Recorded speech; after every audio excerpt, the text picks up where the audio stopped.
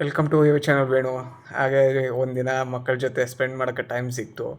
ಅದು ಸೌದೆ ಒಲೆಯಲ್ಲಿ ನಾವು ಚಿಕನ್ ಮಾಡೋಣ ಅಂತ ಪ್ಲ್ಯಾನ್ ಮಾಡಿಕೊಂಡು ಸೌದೆ ಒಲೆಯಲ್ಲಿ ಆ ಸ್ಟ್ರೆಚ್ಚರೇ ಅದು ಫ್ಲೇವರೇ ಚೆನ್ನಾಗಿರುತ್ತೆ.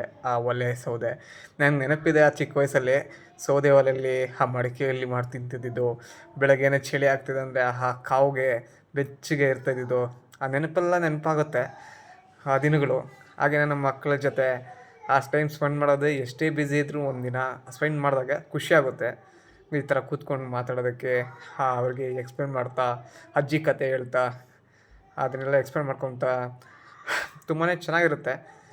ಟ್ರೈ ಮಾಡಿ. ಈಗ ಎಷ್ಟು ಮರೆಮೇಚಿಕಾಗಿದೆ ಆಧುನಿಕ ಯುಗದಲ್ಲಿ ಸೌದೆ ಒಲೆ ಅಂದರೆ ಏನಂತ ಗೊತ್ತಿಲ್ಲ ಮಕ್ಕಳಿಗೆ. ತುಂಬ ಜನಕ್ಕೆ ಅನುಕೂಲ ಇದ್ರೂ ಮಾಡ್ಕೊಳ್ಳೋಕ್ಕೆ ಆಗಲ್ಲ, ಯಾಕಂದರೆ ಟೈಮ್ ಇದೆ, ಬಟ್ ನಾವೇ ಮಾಡ್ಕೊಳ್ಳೋಕ್ಕೆ ಸೋಂಬೇರಿ. ಎಲ್ಲ ಕೈಯಲ್ಲಿ ಒನ್ ಟಿಪ್ಪಲ್ಲಿ ಬರೋ ಅನುಕೂಲದಿಂದ ಬಿಟ್ಟು ಹಳೇದೆಲ್ಲ ಮರ್ತೋಗ್ತಿದ್ರಿ. ನಿಮ್ಗೆ ಎಷ್ಟೋ ಜನಕ್ಕೆ ಗೊತ್ತಿರುತ್ತೆ ಸೌದೆ ಒಲೆದು, ಗೊತ್ತಿದ್ರೆ ಕಮೆಂಟ್ ಮಾಡಿ, ಮೆಸೇಜ್ ಮಾಡಿ. ಆ ಫ್ಲೇವರಲ್ಲಿ ಆ ಚಿಕನ್ ಬೇಯ್ತಾಯಿದ್ರೆ, ಕುದೀತಾಯಿದ್ರೆ, ಆ ಸ್ಟ್ರೆಚ್ಚರು, ಆ ಫ್ಲೇವರ್, ಸ್ಮೆಲ್ಲು ತುಂಬಾ ಚೆನ್ನಾಗಿತ್ತು.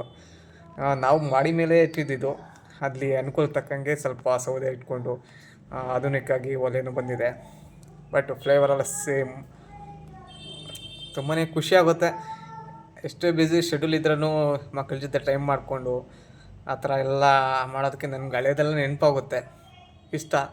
ಎಷ್ಟೋ ಜನಕ್ಕೆ ಹಳ್ಳಿಯಲ್ಲಿ ಈಗ ಅನುಕೂಲ ಇದ್ರೂ ಮಾಡ್ಕೊಳಲ್ಲ. ಅವ್ರಿಗೆ ಬಿಟ್ಟಿದ್ದು ನೋಡಿ. ಕುದೀತಾಯಿದ್ರೆ ಆ ಫ್ಲೇವರ್ ಸ್ಮೆಲ್ ಬರ್ತಾಯಿದ್ರೆ, ಆ ಘಮ ಘಮ ಅಂತ ಸ್ಮೆಲ್ಲು, ಆ ಹೊಗೆ ಸ್ಮೋಕು, ಆ ಬೆಂಕಿದು, ಆ ಸ್ಟ್ರೆಚ್ಚರು ತುಂಬಾ ಆಲ್ಮೋಸ್ಟ್ ಎಲ್ಲ ತಿಂತಾಯಿದೆ ಈಗ. ಫ್ಲೇವರ್ ನೋಡಿ. ಕ್ಲೈಮೇಟ್ ನೋಡಿದ್ರೆ ಚಳಿ ಚಳಿ ಮಳೆ ಬೀಳ್ತಾಯಿದೆ. ಹೇಗಿದೆ ಎಲ್ಲ ಟೇಸ್ಟು? ಹೇಗೆ ಎಂಜಾಯ್ ಮಾಡಿಕೊಂಡು ಸೌದೆ ಒಲೆ ತುಂಬಾ ಚೆನ್ನಾಗಿತ್ತು, ಟೇಸ್ಟಿಯಾಗಿತ್ತು.